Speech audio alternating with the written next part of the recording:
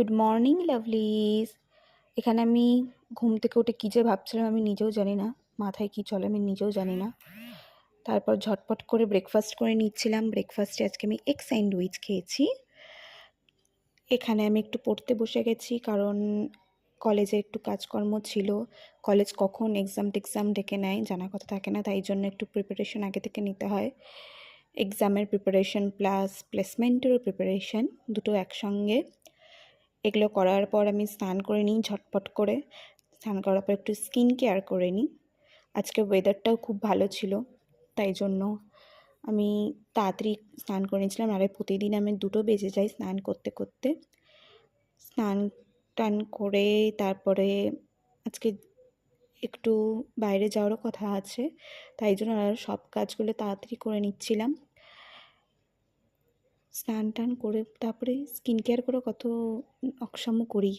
যাই হোক, এটা হলো আমার লাঞ্চ। আজকে অনেক কিছু ছিল, ফ্রাইড রাইস, চিলি চিকেন, পনির, ডাল, চাটনি সব ছিল।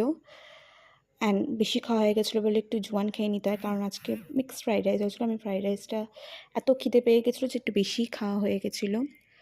তারপর ঘুমিয়ে টুমিয়ে আমি সন্ধ্যাবেলা একটু বন্ধুদের সঙ্গে বেরোনোর প্ল্যান ছিল, তো এখানে আমি ট্রানজিশন করতে গেছিলাম, যেটা হয়নি। ঠিক আছে, এটা আজকের আমার ফিট চেক।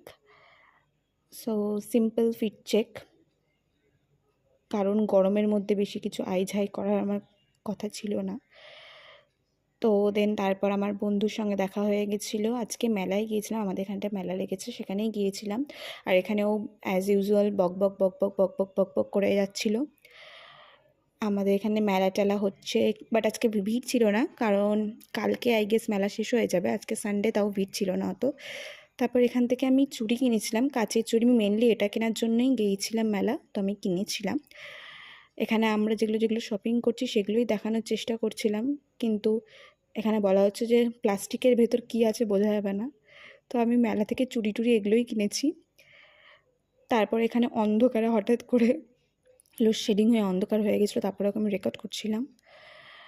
এখানে বসে বসে আমরা একটু গল্প গুজব করছিলাম, অনেক দিন পর দেখা হলে যা হয়। প্রচুর প্রচুর প্রচুর গল্প গুজব করেছি। তারপর খিদে পেয়ে গেছিলো বলে একটু পাপড়ি চাট খেয়ে নিয়েছি।